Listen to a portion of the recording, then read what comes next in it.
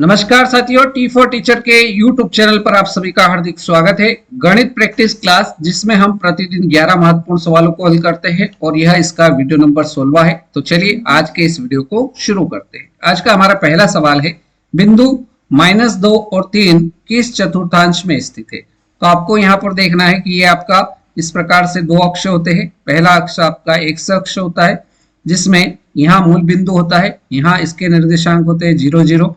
इधर x का मान जो होता है वो पॉजिटिव होता है, इधर x का मान आगे जाता है 0 के आगे, तो ये माइनस में आता है। ये दूसरा अक्ष आपका y अक्ष होता है।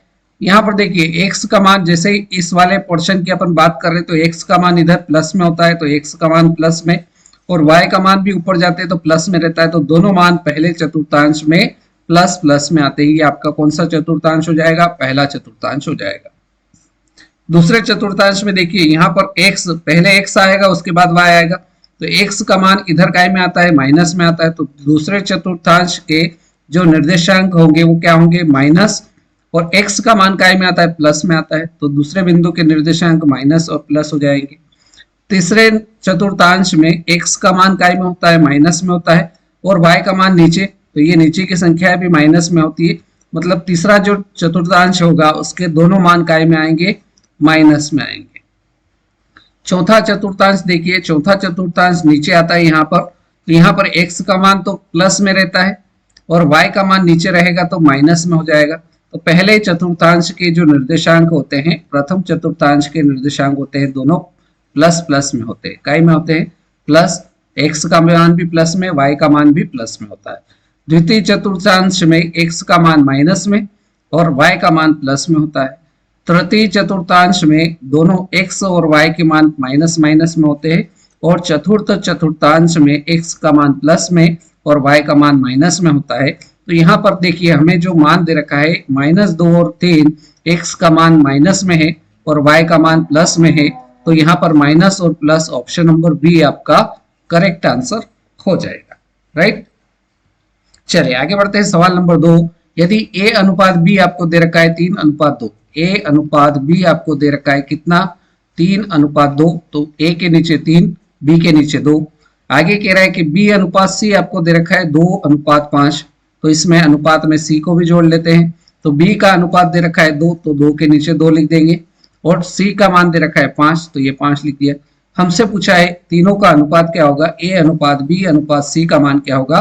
तो कैसे हल करेंगे? इस a का मान निकालने के लिए इस 3 का 2 से गुणा करेंगे, तो 3 दूना 6 हो गया। राइट, अब b का मान निकालने के लिए इस 2 का 2 से गुणा होगा, तो 2 दूना 4। c का मान निकालने के लिए इस 2 का 5 से गुणा करेंगे, तो ये कितना आ जाएगा? 2 पंजे 10 आ जाएगा। अर्थात आपका ऑप्शन क्या आ गया? अर्थात आपका अनुपात जो आ गया वो आ गया 6:4:10। इसको आप सरल भी कर सकते, 2 से 1 कट जाएगा, 3 दूना 6, 2 से 1 कट जाएगा, 2 दूना 4, 2 से 1 कटेगा, 5 दूना 10। अर्थात आपका जो अनुपात आ जाएगा a अनुपात b अनुपात c वो हो जाएगा 3:2:5, 3:2:5। Option number C right answer रहेगा।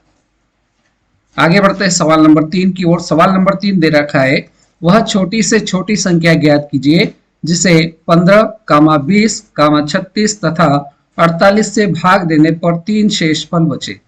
तो जब भी आपको छोटी से छोटी संख्या ज्ञात करने का बोला जाए तो आपको क्या करना है? जो संख्या दे रखी है उसका एलसीएम निकालना है। तो यहाँ पर संख्या है हमारे पास 15, 20, 36, 48। इन संख्याओं का क्या निकालना है? एलसीएम निकालना। एलसीएम निकालना आपको आता है, नहीं भी आता है तो भी आप इसको देखकर सीख जाएंगे। सबसे पहले भाग 2 से देंगे, तो 15 में 2 का भाग देंगे तो नहीं जाएगा, ऐसा कैसा लिख लेंगे। 20 में 2 का भाग देंगे तो 10 बार चला जाएगा। 36 में 2 का भाग देंगे तो 18 दूना 36, 18 बार चला जाएगा। 48 में 2 का भाग देंगे तो कितनी बार चला जाएगा? 4 दूनी 8, और ये कितनी बार? 24 दूने 48। फिर से 2 का भाग देंगे तो ये 2 से 15 में भाग नहीं जाएगा 2 का, 10 में चला जाएगा 5 बार, 18 में 9 बार चला जाएगा, और 24 में 12 दूना 24 हो जाएगा। यहाँ पर फिर से 2 का भाग देंगे अपन, तो 15 में नहीं जा रहा है, 5 ऐसा कैसा, 9 में भी 2 का भाग नहीं जाएगा, ऐसा कैसा, 12 में 2 का भाग चला जाएगा तो 6 दूना 12। फिर से आप देखिए इस संख्या में 2 का भाग फिर से देंगे तो ये 15 ऐसा कैसा, ये 5 भी ऐसा ही, 9 भी ऐसा ही, 6 में 2 का भाग चला जाएगा तो 3 दूना 6। अब जितनी भी संख्या है 15, 5, 9 और 3, इन सभी में 2 का किसी में भी भाग नहीं जा रहा है, तो हम अगली संख्या लेंगे 3। 15 में 3 का भाग देंगे तो 5 बार जाएगा। 5 में 3 का भाग नहीं जाता है तो ऐसा कैसा ही रहेगा 5। 9 में 3 का भाग देंगे तो 3 तिया 9 और 3 एकम 3, राइट। अब इसमें फिर से 3 का भाग देंगे तो 5 में 3 का भाग नहीं जाता है तो ऐसा कैसा ही लिख देंगे, ये भी 5 ऐसा कैसा ही, 3 एकम 3 और 1 ऐसा कैसा ही। अब अगली संख्या 5 और 5 है तो 5 का ही भाग जाएगा, ये आ जाएगा 1 और 1, सारे नीचे क्या आ जाएंगे, 1 आ जाएंगे। अब हमने जो गुणनखंड निकाले, ये निकाले 2 का कितनी बार आ रहा है, 4 बार आ रहा है, तो हम यहाँ पर लिखेंगे 2 गुणित 2 गुणित 2 गुणित 2। 2 कितने बार है, 4 बार। 3 कितनी बार आए, 1 बार 2 बार। 3 2 बार आ रहा है तो 3 गुणित 3 और 1 बार 5 आया है तो गुणित 5। सरल कर लेंगे तो 2 दूना 4, 4 दूनी 8, 8 दूने 16, तो इसका गुणा करने पर 16 आ रहा है, गुणित 3 तिया 9, 9 पंजे 45, तो इसका गुणा कर लेंगे 16 गुणित 45 को। तो इसमें 16 में 45 का गुणा करेंगे तो 16 पंजे 80 का 0, हासिल आए 8, 16 चौक 64, 64 और 8 कितना हो जाएगा, 72 हो जाएगा। अर्थात अपना इन सभी संख्याओं का एलसीएम कितना आ जाएगा, 720 आ जाएगा। लेकिन यहाँ पर अपने को 720 आंसर नहीं लगाना है, क्योंकि वो कह रहा है कि भाग देने पर शेषफल 3 बच रहा है, इसलिए शेषफल 3 इसमें जोड़ना भी है। तो इसी स्थिति में आपका आंसर जो हो जाएगा वो हो जाएगा 723। 723 इस सवाल का राइट आंसर हो जाएगा। 723 option number B right answer होगा, राइट है। चलिए आगे बढ़ते हैं। सवाल नंबर 4, यदि आपको बहुपद दे रखा है पी एक्स बराबर एक्स स्क्वायर माइनस 2x बराबर 5, तो सबसे पहले अपने को जो बहुपद दे रखा है उसको सरल कर लेते हैं। एक्स स्क्वायर माइनस 2x बराबर 5 दे रखा है, इस 5 को बराबर के इधर ले आएंगे तो प्लस का 5 इधर आएगा तो माइनस का 5 हो जाएगा और बराबर के उधर 0 हो जाएगा। क्लियर। अब यहाँ इसके शून्यक अल्फा और बीटा है, तो अल्फा इंटू बीटा का मान क्या होगा ये हमको बताना है। तो देखिए एक्स स्क्वायर के साथ में जो होता है वो आपका ए का मान होता है, तो ए का मान कितना आ गया, 1 आ गया। एक्स के साथ में जो रहता है उसका मान जो रहता है वो बी का मान रहता है, तो एक्स के साथ में माइनस का 2 है तो ये माइनस का 2 क्या हो जाएगा, बी का मान हो जाएगा। और सी का मान जो अचर पद होता है वो सी का मान होता है, तो सी यहाँ पर अचर पद माइनस का है तो इस सी का मान -5 हो जाएगा, राइट। अब हमसे इसमें पूछा है कि शून्यक अल्फा इंटू बीटा का मान क्या होगा, तो अल्फा इंटू बीटा मतलब शून्यकों का गुणनफल बराबर क्या होता है, सी बटा ए होता है। ये सी बटा ए होता है, मतलब सी का मान -5 और ए का मान कितना है, 1, तो ये -5 बटा 1 कितना हो जाएगा, -5 हो जाएगा। -5 आपका करेक्ट आंसर कौन सा ऑप्शन हो जाएगा, ऑप्शन नंबर डी सवाल नंबर 4 का बिल्कुल सही उत्तर होगा। आगे बढ़ा जाए, चलिए आगे देखते हैं सवाल नंबर 5। सवाल नंबर 5 है, एक कक्षा परीक्षण में एक विद्यार्थी ने 25 अंक में से 22 अंक अर्जित किए, तो विद्यार्थी के अंकों का प्रतिशत बताना है। देखिए पूर्णांक कितने का था, तो पूर्णांक था 25 का, उसने नंबर कितने लाए, तो 22 अंक उसको मिले 25 में से, तो ये बताना है कि उसके अंकों का प्रतिशत क्या था। तो 22 ऊपर रहेंगे और जितने का पूर्णांक था वो नीचे रहेंगे और इसमें गुणा कर देंगे कितने का, 100 का। इसको सरल कर लीजिए, जो भी आएगा वो आपका प्रतिशत हो जाएगा। 25 एकम 25, 25 चौक 100, अर्थात आपके पास क्या बचा, 22 बचा और इसका गुणा होगा 4 से, तो 22 चौक कितना हो जाएगा, 22 चौक हो जाएगा 88, उसका प्रतिशत कितना हो जाएगा, 88% हो जाएगा। 88% आपका तो बिल्कुल सही उत्तर option number D right answer रहेगा। क्लियर। चलिए आगे बढ़ते हैं। सवाल नंबर 6, यदि किसी सामान के 2/3 भाग का मूल्य 2200 रुपए है, यदि कोई सामान, यदि उसको अपन मान लेते x और उस x का मूल्य कितना है, तो 2/3 भाग का मूल्य दे रखा है 2200 रुपए है, राइट। तो आगे पूछ रहा है कि उसके 3/11 भाग का मूल्य क्या होगा। तो सबसे पहले इसको हल कर लेंगे, x का मान निकाल लेंगे। तो x का मान निकालने के लिए क्या करना पड़ेगा, x का मान निकालने के लिए 2200 ऐसा कैसा है। अब ये 2/3 है, उधर जाएगा तो 3/2 हो जाएगा, मतलब 3 ऊपर चला जाएगा, 2 नीचे आ जाएगा। सरल कर लेंगे तो ये 11 बार कट जाएगा और डबल 0 लग जाएगी, तो x का मान कितना आ जाएगा, 1100 बचा है और गुणा होगा 3 से, तो 11 का गुणा 3 से होगा तो 11 × 3 = 33 और 2 0 इसके पीछे लग जाएगी। अर्थात x का मान कितना आ गया है 3300 आ गया है।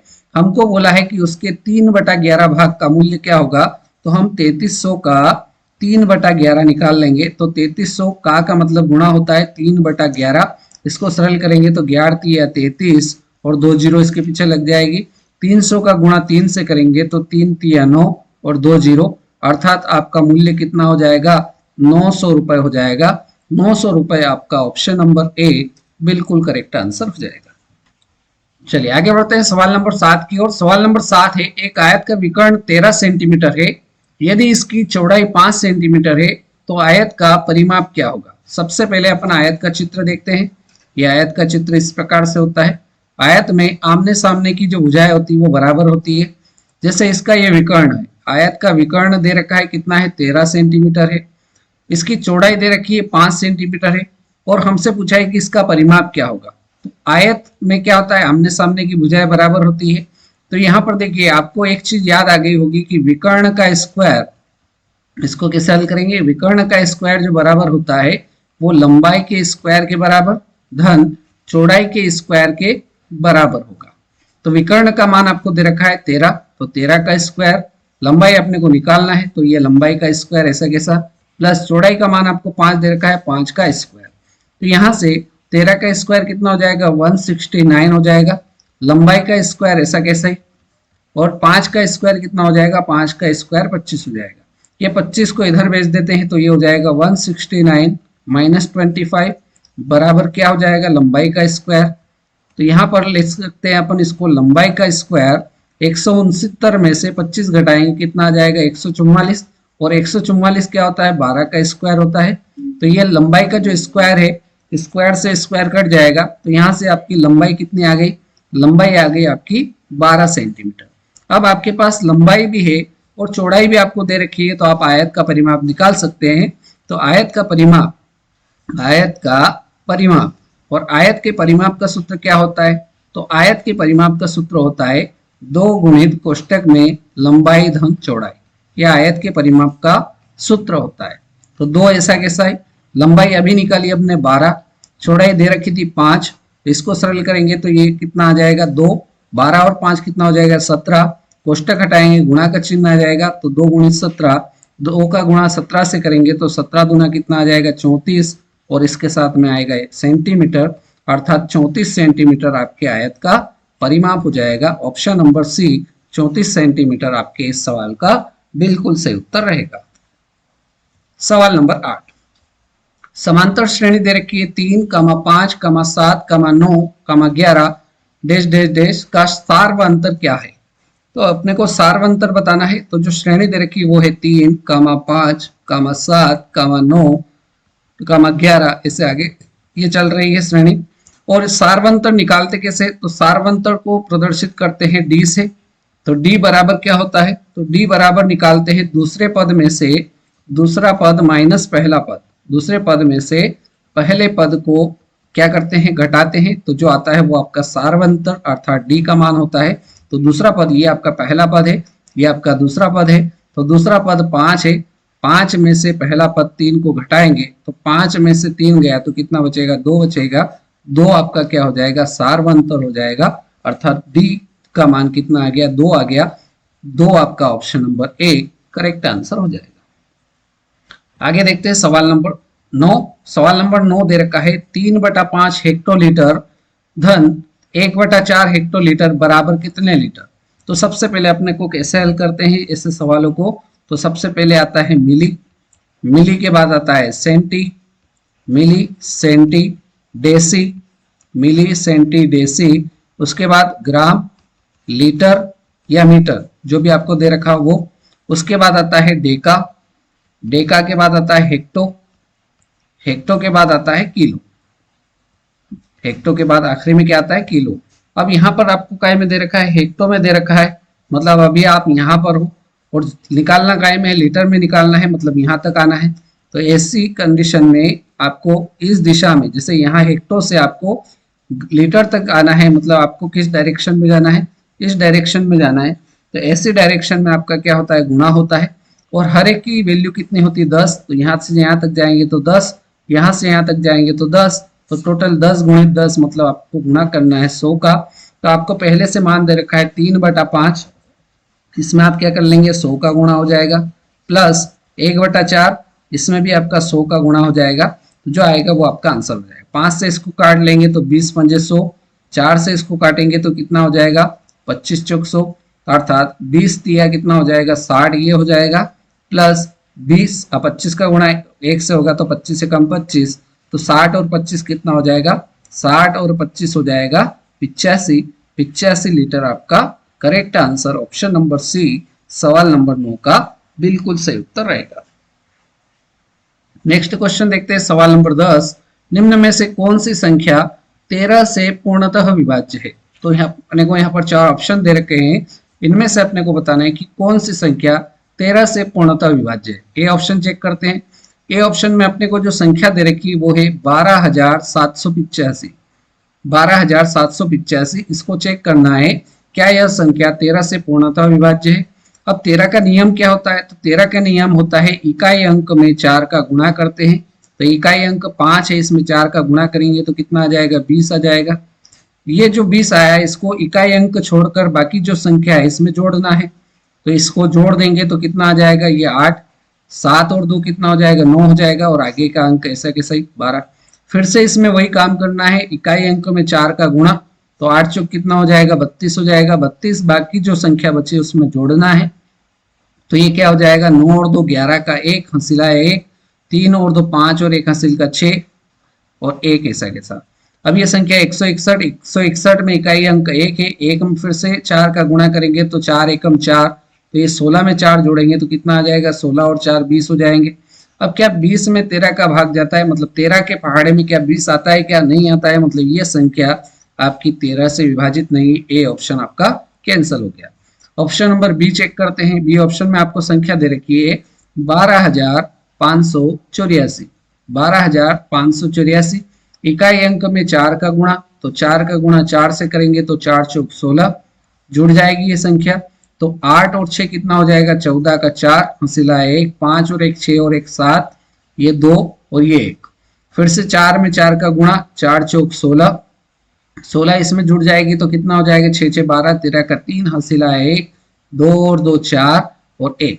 इसमें फिर से वही काम करना है, इकाई अंक में 4 का गुणा, तो इकाई अंक 3 है, 3 में 4 का गुणा करेंगे तो 3 चौक 12, 14 में 12 जोड़ेंगे तो कितना आ जाएगा 26 आ जाएगा, और 26 में 13 का भाग पूरा पूरा जाता है, मतलब ये 13 का गुणज है। राइट आंसर आपका ऑप्शन नंबर बी जो संख्या दे रखी है 12,584, इसमें 13 का पूरा पूरा भाग चला जाएगा। ऑप्शन नंबर बी सवाल नंबर 10 का एकदम सही उत्तर हो जाएगा। क्लियर है? और अब बारी है आज के इस वीडियो के अंतिम सवाल, सवाल नंबर 11 की। सवाल नंबर 11 दे रखा है 11 सेंटीमीटर भुजा वाले वर्ग के क्षेत्रफल और परिमाप का अंतर क्या होगा। मतलब आपका यहाँ पर कौन सी बात हो रही है, वर्ग दे रखा है और उसकी भुजा भी दे रखी है, वर्ग है, इस प्रकार से वर्ग दे रखा है। वर्ग की क्या विशेषता है कि चारों भुजाएं क्या होती है समान होती है। ये 11 है तो ये भी 11, ये भी 11 और ये भी 11 की होगी। तो इसमें बताना है कि क्षेत्रफल और परिमाप का अंतर क्या होगा। तो इसमें से आप वर्ग का क्षेत्रफल बड़ी आसानी से निकाल सकते हैं। वर्ग का जो क्षेत्रफल होता है उसका सूत्र होता है भुजा का स्क्वायर। भुजा आपकी 11 है, 11 का स्क्वायर कर लीजिए तो 11 का स्क्वायर कितना हो जाएगा 121 हो जाएगा। अब वर्ग का परिमाप भी आप निकाल सकते हैं। वर्ग का परिमाप कैसे निकालते हैं, तो वर्ग का परिमाप निकालने का लिए सूत्र होता है 4 गुणित भुजा। तो 4 ऐसा किसा है, भुजा का मान 11 है तो 11 का गुणा 4 से करेंगे तो 11 चौक कितना हो जाएगा 44 हो जाएगा। अंतर निकालना है तो अंतर निकालने के लिए क्षेत्रफल जो आया है 121, इसमें से परिमाप 44 को माइनस कर लेंगे तो 121 में से 44 माइनस करेंगे तो कितना आ जाएगा 11 में से 4 गया तो 7 बचा, और यहाँ पर ये कितना आ जाएगा ये भी 7 आ जाएगा। अर्थात आपका जो अंतर आएगा वो कितना आ जाएगा 77 का अंतर आ जाएगा। 77 option number A right answer इस सवाल का हो जाएगा। क्लियर? तो इस प्रकार से आज के इस वीडियो में हमने गणित प्रैक्टिस क्लास जिसमें 11 महत्वपूर्ण सवालों को हल किया। उम्मीद करता हूँ सारे सवाल आपको समझ में आए होंगे। वीडियो आपने पूरा देखा उसके लिए बहुत बहुत धन्यवाद। अगले वीडियो में फिर मुलाकात करते हैं नए सवालों के साथ। तब तक के लिए जय हिंद, जय भारत। अगर वीडियो पसंद आया तो लाइक अवश्य करें, शेयर कर सकते हैं, और चैनल पर नए हो तो चैनल को सब्सक्राइब कर लीजिए ताकि नए वीडियो आपको मिल सके।